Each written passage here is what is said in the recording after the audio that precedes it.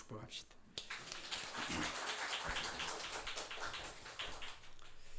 함께 은혜 받으신 하나님 말씀 같이 찾습니다. 시편 23편 4절로 6절. 시편 23편 4절로 6절 우리 한번 합독하겠습니다. 내가 사망의 음침한 골짜기로 다닐지라도 해를 두려워하지 않을 것은 주께서 나와 함께 하심이라. 주의 지팡이와 막대기가 나를 안위하시나이다.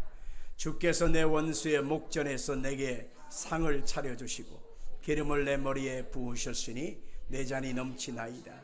내 평생의 선하심과 인자하심이 반드시 나를 따르리니 내가 여호와의 집에 영원히 살리로다.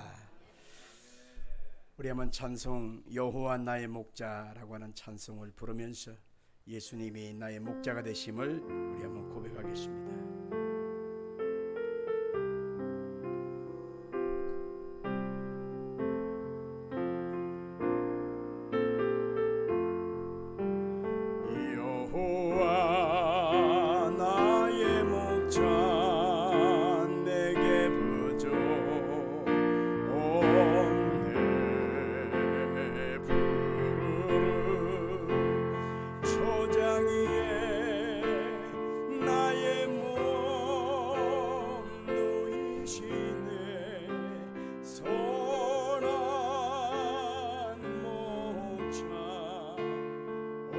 나의 목자여 생수가 넘치는 곳 날 인도하시네.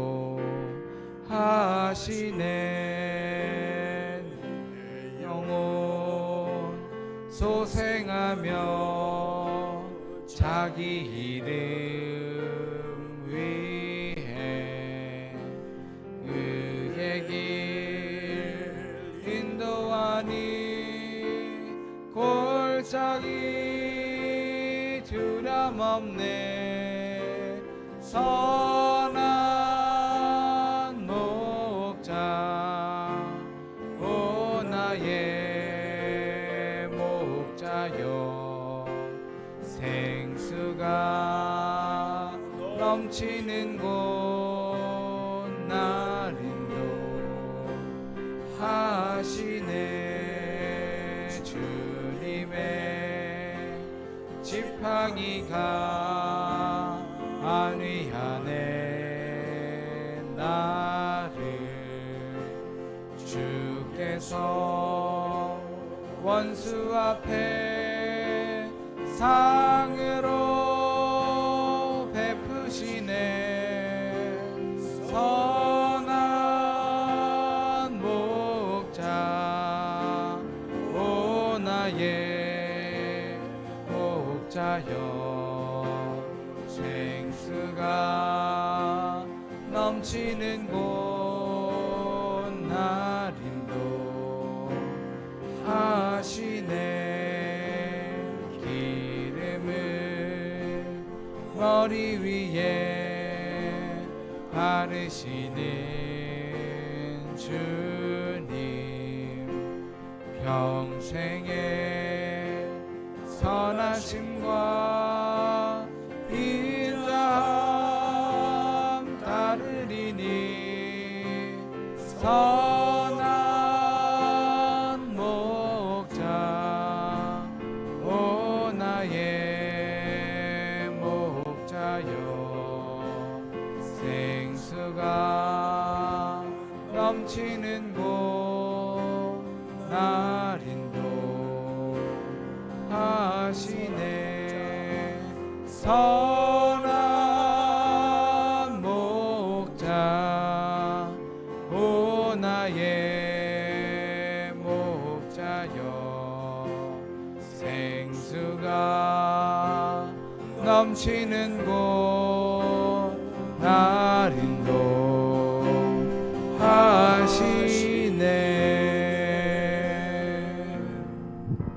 살아계신 아버지 하나님, 복된 주일날 하나님의 은혜가 목말라서 주님께 달려왔습니다.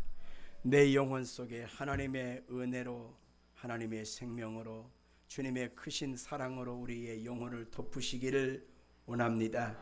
세상살이 힘겨워 넘어지고 자빠지며 우리가 좌로나 우로나 치우칠 때가 많습니다.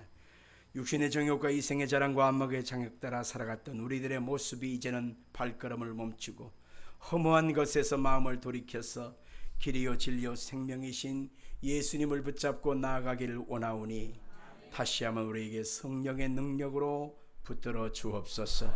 악한 영 흑암의 세력은 끊임없이 우는 사자처럼 돌아다니며 삼킬 자를 찾아 우리 영혼이 하나님 앞에 이르지 못하도록 끊임없이 유혹하고 방해하건만 우리가 이걸 이길 만한 힘이 없으니 오늘 우리에게 성령 충만함을 부어주시길 원합니다. 우리의 불 모든 성도들에게 성령의 능력과 권능의 영이 함께하사 하나님이 기뻐하는 선한 뜻이 무엇인가 분별하고 순종하며 살아갈 수 있도록 은혜 내려 주옵소서. 한 사람도 실족하고 넘어지는 사람 없도록 하나님 붙잡아 주옵소서. 아직도 구원받지 못한 나의 부모, 형제, 남편, 아내, 자녀들, 손주들, 며느리 사이 저들의 영혼을 어찌합니까? 하나님이여 저들 속에 예수의 복음이 들어가도록 역사해 주시고 주님의 사랑과 긍휼이 저들 속에 덮으셔서 예수 외에는 구원이 없다는 사실을 저들 속에 믿어지게 하시고 주님이 내 주님이라고 고백할 수 있게 하시고 주님께 나와 생명책의 이름이 기록되는 복된 시인과 고백이 있게 도와 주옵소서. 오지 못한 성도들 두곤 가족들 그들에게도 하나님의 동일한 은총이 있기를 소망합니다. 특별히 오늘 시간에는 우리 햇불스모음교회에 24년도 하나님 아버지 새로운 재직 선거가 있습니다. 이것도 하나님의 성령께서 계획하시고 아름다운 모습으로 합력하여 선을 이루시기를 원합니다. 주님께서 영광 받으시기를 원하옵고 예수님 이름으로 간절히 기도합니다. 아멘. 성공과 회복 원칙 35번째, 사망의 음침한 골짜기 같은 인생이란 제목으로 말씀을 증거하겠습니다. 자, 오늘 시간 여러분 말씀을 전하기 전에 한번 질문을 해볼 테니까 자기에게 해당하다라고 생각한다면 손을 들지 말고 나요 라고 의사표시도 하지 말고 그 자리에서 눈만 2번 깜빡깜빡 해주시길 바랍니다. 지금 나의 형편, 나의 처지가, 내 심령의 상태가 내가 생각할 때 푸른 초장과 맑은 물가로 내가 지금 살아가고 있다. 자, 또 묻습니다. 나의 형편과 심령의 상태가 사망의 음침한 골짜기 같다.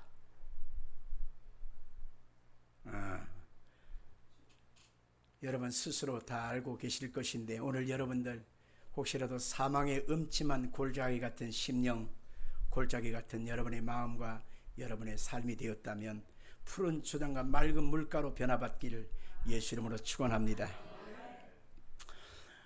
인간의 조상 아담과 하와가 죄를 짓고 나서 모든 사람은 사망의 음침한 골짜기 같은 그런 인생살이를 살게 되었습니다. 그들의 현실은 가시덤불과 엉겅퀴가 가득한 세상에서 매일매일마다 수고하고 무거운 짐을 지고 살아갑니다. 먹고 사는 것부터 시작해서 자식들 문제, 육신의 질병 문제, 그리고 노후에 대한 문제, 질병 걸리고 병에 시달려서 늘 허덕거리는 우리의 인생살이가 왜 이렇게 힘이 드는지 그들의 삶은 끊임없이 사망의 음침한 골짜기가 반복되고 살아갑니다. 우리가 예수님을 믿고서도 안타깝게 사망의 음침한 골짜기 같은 모습으로 살아갈 때가 많습니다. 감당할 수 없는 고난이 닥치며 어디로 가야 될지 어떻게 해야 될지 모를 정도의 우리의 삶의 갈등이 다가옵니다. 눈앞이 캄캄하고 정신이 아찔합니다. 이래서 사망의 음침한 골짜기가 반복되다 보니까 끊임없이 마음에 탄식이 우러나게 됩니다. 주님은 뭐라고 계십니까? 내가 뭘 잘못했나요? 왜 내게 이런 사망의 음침한 골짜기가 자주 반복해서 주기적으로 다가오고 언제 이 사망의 음침한 골짜기가 내게서 끊어질 것입니까? 라고 하는 항변이 우리가 늘 반복될 때가 있습니다. 자, 오늘 시간 여러분들 이 말씀 속에서 과연 사망의 음침한 골짜기를 통해서 우리 가운데 주시는 하나님의 메시지를 듣기를 원합니다. 첫째로, 사망의 음침한 골짜기는 나의 유익을 위해서 주시는 필수 과정이다 라고 하는 것입니다. 따라합시다. 나의 유익을 위해서 주시는 필수 과정이다. 사망의 음침한 골짜기를 좋아하는 사람은 없습니다. 그러나 이 상황에서 우리는 낙심하고 절망만 할 것이 아니라 이 상황에서 하나님이 원하시는 뜻이 무엇인가를 분별해 보아야 하는데, 그는 어릴 적부터 시작하여 성장해서 왕이 될 때까지 그는 목동이라고 하는 양치기의 삶을 살았습니다. 그래서 양과 함께 늘 일어서서 먹고 살면서 살아가는 인생을 살다 보니까 양들을 치면서 하나님의 놀라운 비밀을 발견하게 되는데, 4절에 보니까 내가 사망의 음침한 골짜기로 다닐지라도 해를 두려워하지 않을 것은 주께서 나와 함께 하심이라. 주의 지팡이와 막대기가 나를 안위하시나이다. 이렇게 말하고 있습니다. 중동 지역에는 풀이 많지 않지 않습니까? 그래서 풀이 귀합니다. 양떼를 몰고 다니는 목동 입장에서 양이 푸른 초장 맑은 물가를 찾아야 되는데 스스로는 찾을 수가 없으니 늘 양과 늘 함께 하면서 여기서 다 먹으면 다른 지역으로 옮겨가야 합니다. 거기에 있는 푸른 초장과 맑은 물가를 찾아서 양떼를 이끌고 가게 되는데, 항상 평평하고 좋은 땅만 그들에게 펼쳐져 있는 것은 아니었습니다. 그들 앞에서는 가파르고 위험한 골짜기가 기다리고 있습니다. 인생길을 살다 보면 역시 우리에게 평평하고 편안하고 좋은 날만 있는 것이 아니라 예측할 수 없는 사망의 음침한 골짜기가 우리 앞에 펼쳐질 때가 많습니다. 때로는 깎아지는 낭떠러지, 그런 자칫 실족하면 우리는 완전히 대골대골 굴러서 죽을 수밖에 없는 그런 상황에 처할 때도 많이 있습니다. 불안과 공포가 가시지 않고 내 삶 속에서 왜 이런 일이 반복되는가? 하나님은 과연 왜 사망의 음침한 골짜기로만 나를 이끌어 가시는가? 라고 하는 항변이 나올 때가 많습니다. 우리는 크고 작은 이유 때로는 알 수도 있지만 모르고 다가오는 고난도 있다라고 하는 것입니다. 그러나 우리가 분명한 것이 하나가 있는데, 사망의 음침한 골짜기는 양들을 위하여 사랑하기 때문에 이끌어가는 과정이라고 하는 사실입니다. 이스라엘에서는 양을 키울 때 항상 염소를 함께 키웁니다. 양이라고 하는 속성은요, 참 희한해서 배가 부르면 항상 주저앉아서 항상 눕기를 좋아합니다. 그리고 꾸벅꾸벅 졸아요. 그리고 비만 때문에 운동을 하지 않기 때문에 몸에 병이 와요. 그 다음에 양의 특성 중에 하나가 뭐냐면, 여러분같이 이렇게 덥고 습하고 그러면요, 띄엄띄엄 있으면 공기가 통해서 서로 좋잖아요. 그런데 양의 심령은 남이 잘 되는 걸 못 봐. 그래갖고 더우면 좀 띄어져 있으면 좋은데 다닥다닥 붙어갖고 나는 너 시원하게 지내는 걸 나 못 본다. 그래서 살을 맞대고 양은 꼭 붙어서 있다는 것입니다. 그러니 서로 그 열기 때문에 병들고 힘들어질 수밖에 없어요. 그래서 이런 양의 속성 때문에 반드시 목동은 뿔 달린 염소를 거기다가 꼭 집어 넣습니다. 그러면 이 뿔이 있기 때문에 양팀을 다니면서 이놈 쳐박고 저놈 쳐박고 막 쳐박는데, 뭐 내가 감정이 있어야 쳐박겠어요? 어떤 것이든 걸려만 봐라, 팍 쳐박고 그냥 되는 대로 그냥 쳐박은 거예요. 그러니 여기저기서 찔리기 싫어서 아파 싫어서 막 도망다닙니다. 도망다니다 보면 이 양들이 달리기를 하니까 운동을 하잖아요. 그러니 양들은 소화를 시키고 또 운동을 했으니 잠도 잘 자고 그리고 소화도 잘 시키고 건강해질 수밖에 없는 것입니다. 양들 자신의 입장에서는 무엇 때문에 이 염소를 두어서 나에게 이렇게 고통을 당하게 하는가 라고는 질문을 할지 모르지만은, 이 염소를 두신 것은 바로 양을 사랑하기 때문에 주신 것임을 우리가 알아야 하는 것입니다. 스탠리라고 하는 목사님이 있는데 이분이 이런 말을 했어요. 우리는 산 꼭대기 경험보다 골짜기 경험을 통해서 더 많은 것을 배운다. 잔잔한 바다에서는 좋은 뱃사공을 만들 수가 없다라고 하는 말도 있지 않습니까? 우리가 인생살이 살아갈 때 거친 파도를 이겨내야만 훌륭한 뱃사공이 될 수가 있는 것입니다. 역사학자 아놀드 토인비라고 하는 분이 있는데 이분은 이런 말을 했죠. 인류 문명은 역경의 소산이다 라고 하는 말을 했습니다. 평평하고 평안하고 기후가 좋고 먹을 것이 많다. 그러면 참 훌륭한 문명을 만들 것 같지만 실상은 그렇지 않다는 것입니다. 많은 역경을 당하고 이웃 나라로부터 고통을 당하고 피난서리를 하고 헐벗고 고통하는 흔적이 많은 민족일수록 그들은 역사와 문명을 더욱 발전시켰다라고 하는 흔적을 말하고 있습니다. 우리가 인생을 살아가게 되면 개인의 삶도 똑같다고 하는 것을 알 수 있습니다. 고난이 없이 평안한 삶을 산 사람은 부럽지요.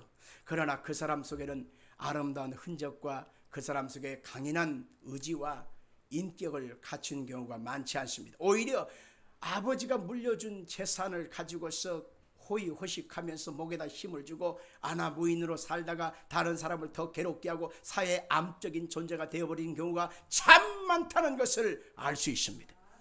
고난이 많고 힘든 과정에서 통과하는 것은 개인의 삶 속에는 너무 힘들고 어려운 일이지만 그 과정을 통해서 온전한 인격이 되어지고 장성한 분량의 인격이 되어지고 하나님 앞에서는 그런 사람은 믿음이 세워지고 온전한 신앙으로 세워지는 것을 알 수가 있는 것입니다.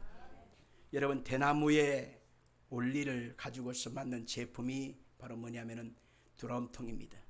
대나무가 길쭉하게 솟아있는 것 같지만은 중간중간 수없는 마디가 형성되어 있습니다. 그 마디를 통해서 길쭉하게 솟아있는 높은 장대의 대나무가 꺾어지고 그리고 넘어지지 않는 것입니다. 그 원리를 이용해서 드럼통을 만들었는데 드럼통을 처음에는요 민자로 완전히 평평하게 만들었다고 그래요. 그런데 운반 과정에서 면이 상하면 터져버리고 쉽게 그냥 깨져버리더라는 것입니다. 그래서 대나무의 원리를 응용해서 중간에 마디 2개를 집어넣었습니다. 그랬더니만 그 드럼통이 깨지지 않고 온전하게 보존되더라라고 하는 것입니다. 사람도 고난이라고 하는 마디가 없으면 인생살이가 항상 내 잘난 맛으로 산 것 같고 내가 노력해서 산 것 같지만 실상은 하나님이 도와주지 않으면 살 수 없다는 것을 우리가 고난을 통해서 발견하게 되는 것입니다. 고난을 통해서 마디가 형성되어지고 기도라고 하는 말이, 그 다음에 순종이라고 하는 마디, 말씀 앞에 복종하는 마디, 하나님을 의지하면서 살아가는 신앙이 굳건해진다라고 하는 것입니다. 시편 34편 19절 같이 읽겠습니다. 시작.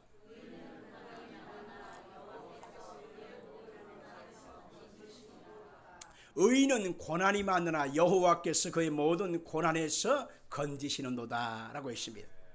여기에서 말하는 의인이라고 하는 것은 하나님 말씀을 믿고 그 말씀 따라 살아가는 사람을 말하는 것입니다.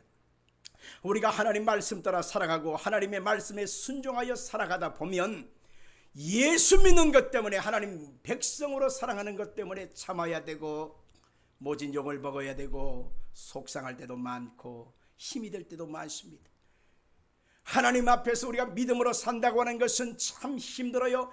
이런 사람을 성경을 가리켜서 의인이라고 하는데 그 의인이 고난이 많지만 여호와께서 그의 모든 고난에서 건지시는도다 라고 했습니다. 결과는 뭐냐? 하나님이 건지시는 은혜가 있다라고 하는 것입니다. 히브리서 12장 5절 이하를 같이 읽겠습니다. 또 아들들에게 권하는 것 같이 너희에게 권면하신 말씀을 잊었도다. 일러스되 내 아들아 주의 징계하심을 경히 여기지 말며 그에게 꾸지람 받을 때에 낙심하지 말라. 주께서 그 사랑하시는 자를 징계하시고 그가 받으시는 아들마다 채찍질하심이라 하였으니 너희가 참으면 징계를 받기 위함이라. 하나님이 아들과 같이 너희를 대우하시나니 어찌 아버지가 징계하지 않는 아들이 있으리요. 징계는 다 받는 것이오늘 너희에게 없으면 사생자요 친아들이 아니니라. 또 우리 육신의 아버지가 우리를 징계하여도 공경하였거든 하물며 모든 영의 아버지께도 복종하며 살려 하지 않겠느냐. 그들은 잠시 자기의 뜻대로 우리를 징계하였거니와 오직 하나님은 우리의 유익을 위하여 그의 거룩하심에 참여하게 하시느니라. 무릇 징계가 당신은 즐거워 보이지 않고 슬퍼 보이나 후에 그로 말미암아 연단받은 자들은 의와 평강의 열매를 맺느니라. 하나님이 우리의 유익을 위해서 고난을 주고 유익을 위해서 징계의 과정을 반드시 주신다라고 하는 것을 보면서 우리가 이 징계의 과정은 바로 하나님이 나의 유익을 위한 필수 과정이다라고 하는 것을 꼭 기억하시기를 바랍니다. 둘째로 사망의 음침한 골짜기를 지날 때 이 순간도 주님은 나와 함께 하신다라고 하는 사실을 기억해야 합니다. 우리 한번 같이 합시다. 이 순간에도 주님은 나와 함께 하신다.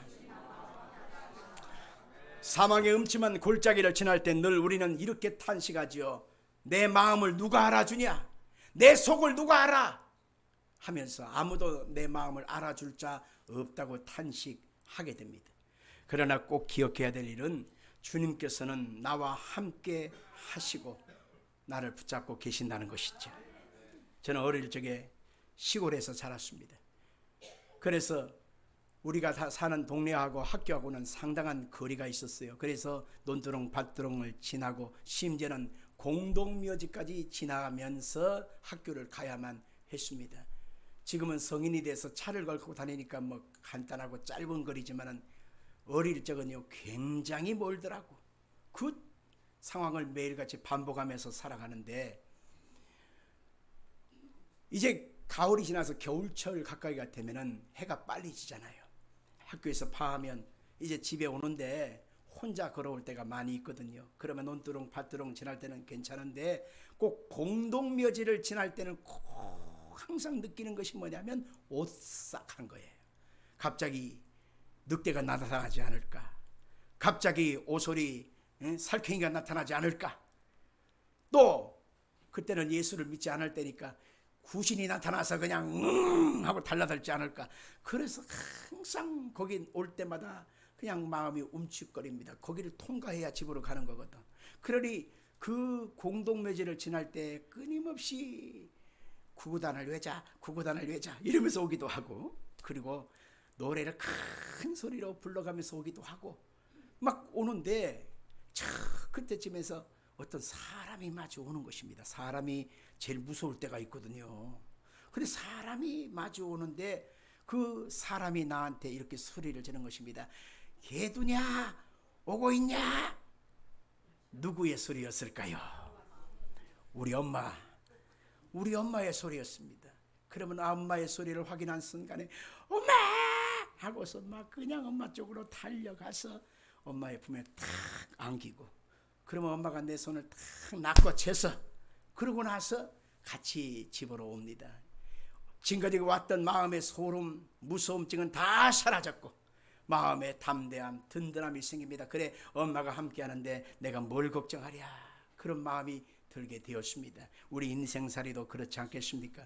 양들만 사망의 음침한 골짜기로 니들끼리 가라, 그렇지 않고 반드시 목자가 양들 앞에 가서 나를 따라와라 하면서 양들과 함께 걸어가게 되어 있습니다. 우리 주님께서는 세상사 우리와 함께 가여 주시겠다고 말하고 있습니다. 너희가 세상에서 환난을 당하라, 담대하라, 내가 세상을 이기었다. 주님이 세상을 이기셔서 우리와 함께 이끌어 가시는 것입니다. 가끔 비행기를 탈 때가 있습니다. 어떨 때는요 비행기가 갑자기 바람이 불고 기류가 이상해질 때가 있습니다. 갑자기 꿀렁꿀렁할 때가 있어요. 날개가 막 왔다 갔다 할 때가 있습니다. 그러면 기장이 갑자기 방송을 합니다. 기내 방송을 하지요. 지금 갑자기 돌풍을 만났으니, 심한 기류를 만났으니 얼른 손님들은 자리에 앉으십시오. 안전띠를 매십시오. 제가 다시 풀라고 할 때까지 그 자리에서 앉아서 대기해 주시길 바랍니다 하고 얼른 방송을 끊어요. 그러면 막 꿀렁꿀렁하고 혹시 이게 떨어지는 거 아닌가, 다 추락해서 죽는 거 아닌가, 그런 마음이 들 때도 있습니다. 그러나 분명한 사실은 제 마음속에 그래, 풍랑 속에서 우리 예수님이 풍랑을 받고 바다를 밟고 걸어오셨지, 주님이 이 자리에 함께하고 계신다. 그러면서 시편 23편을 마음속에 읊조리고 제 마음속에 하나님 말씀을 읽습니다.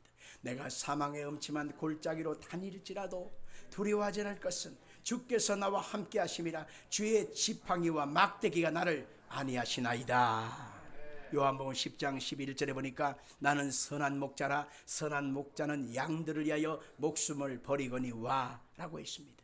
우리 하나님은 나와 함께 하시는 선한 목자가 되셔서 우리 인생길 속에 끊임없이 구원과 생명을 주시는 분인 것입니다.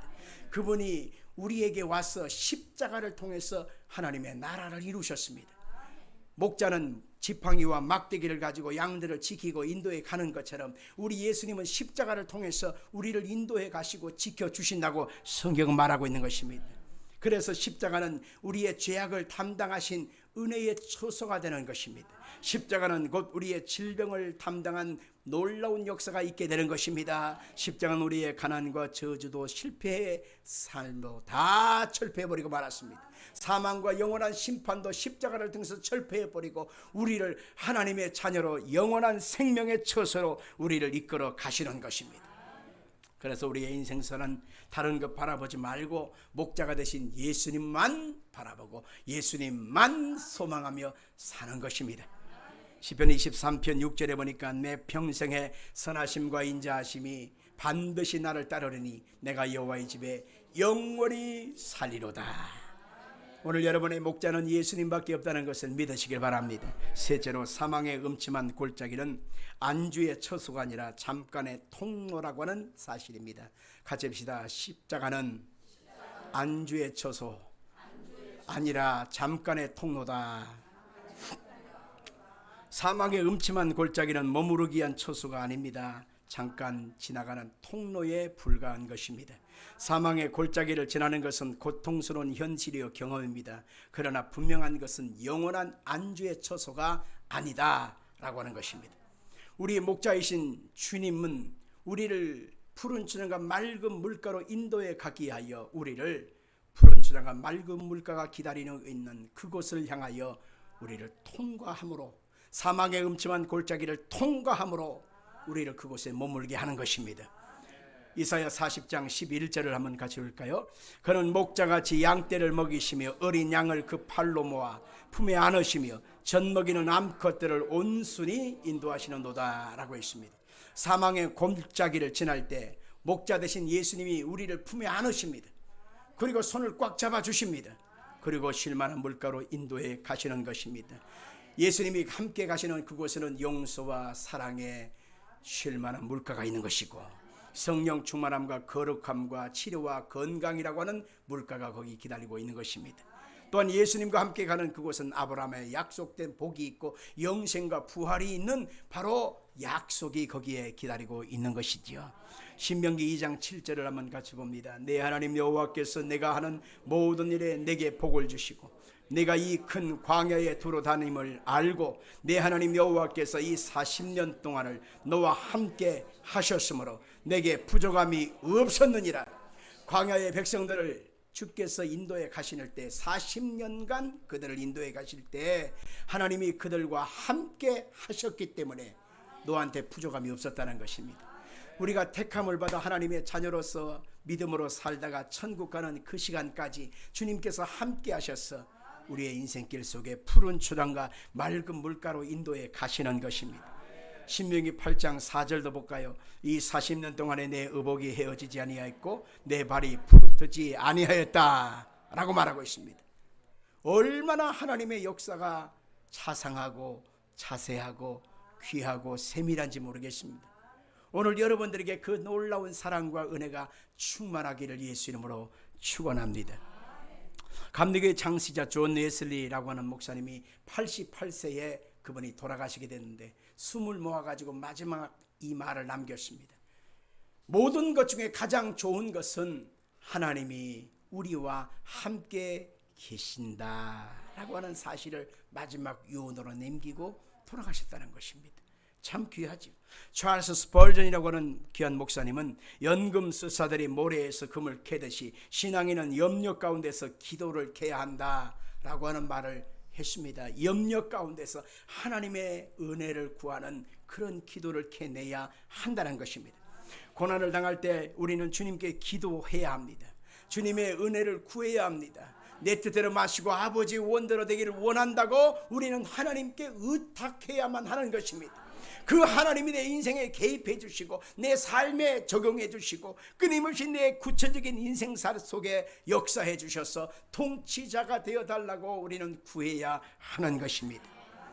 아주 유명한 책 하나를 제가 소개해드리고자 하는 것입니다. 하버드 새벽 4시 반이라고 하는 책인데요. 이 책은요, 똑같이 누구나에게 주어지는 하루 24시간이라는 시간을 어떻게 활용하고 선용하냐에 따라서 인생의 결과가 달라진다라고 하는 내용을 담고 있어요. 근데 그 책이 유명해지게 된 이유가 하나가 있습니다. 거기에는 어떤 내용이 나오냐면, 영국에서 그 배를 만들었는데 이 배가 출항을 해서 한 번도 좌초되거나 한 번도 물속에 빠져버린 일이 없이 끝까지 살아남았다는 것입니다. 영국의 선박 박물관에 전시되어 있는 이 배 이야기가 나오는데, 이 배에 대해서 이렇게 설명하고 있어요. 이 배는 첫 항해를 시작한 이후에 100번 넘게 암초에 부딪혔고 100번 넘게 빙산에 부딪혔으며 수백 번 넘게 폭풍을 만나서 때로는 돛대가 부러지기도 했다. 그러나 이 배는 수많은 어려움을 겪었음에도 불구하고 한 번도 침몰하지 않고 거센 파도를 이겨냈다. 이런 설명의 격이 붙어 있다는 것입니다. 그런데 어떤 변호사 한 사람이 자기의 인생이 너무 황폐화되고 말았습니다. 실패했어요. 그래서 이제는 모든 걸 털어버리고 멀리 떠나버리고 숨어버릴까, 아니면 내 인생을 이대로 끝낼까, 여러 가지 삶의 고민의 기로에 서가지고 어떻게 하다가 영국 선박 박물관에 그냥 우연히 쳐다보다가 이 배를 지금 쳐다보았습니다. 그 옆에 있는 설명을 보았습니다. 수많은 파도와 암초를 헤치고 끝까지 대서양의 항해를 마치고 자기의 모든 배의 인생을 여기에 기록한 이 내용을 그대로 읽으면서, 그렇지, 내 인생에 파도가 치고 풍랑이 일고 내 인생의 모든 삶의 환란이 겹쳐서 오지만은 난 여기서 주저앉을 수 없어, 난 여기서 포기할 수 없어, 난 여기서 끝낼 수는 없어, 나는 다시 일어날 거야 하는 자신감을 얻었습니다. 그래서 자기를 만나는 수많은 사람들에게 이 선박 박물관에 가셔서 이 배를 한번 꼭 관람하시고 그 옆에 있는 설명서를 꼭 읽어보시고 다시 한번 일어서기를 바랍니다 라고 권면을 했다는 것입니다. 제가 이 책을 읽다가 제 마음속에도, 그래, 내가 영국에 꼭 선박 박물관에 갈 것이다. 그래서 제 마음속에 같이 가고 싶은 사람을 모집하고 있는데, 같이 가고 싶은 사람, 손든 사람만 내고 올 거야. 얼른 돈 모으세요. 가자 하면 가는 거예요. 인생살이가 풍랑 맞지 않은 사람이 어디 있겠습니까? 파도를 만나보지 못한 배가 어디 있겠습니까?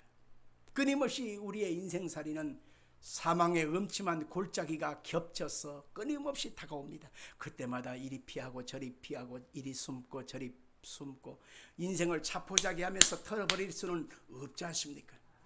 우리는 파도와 맞서서 싸워야 되고 파도를 넘어서야만 넓은 바다로 나아갈 수가 있는 것입니다. 우리 주님께서 우리의 인생길을 인도해 갈 때 우리의 인생길을, 여러분, 이 과정을 터널로 쓴다고 하는 사실을 알아야 합니다. 동굴과 터널은 비슷한 표현이지만 엄연히 뜻이 달라요.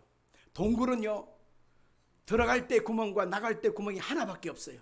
마창이 나지 않아요.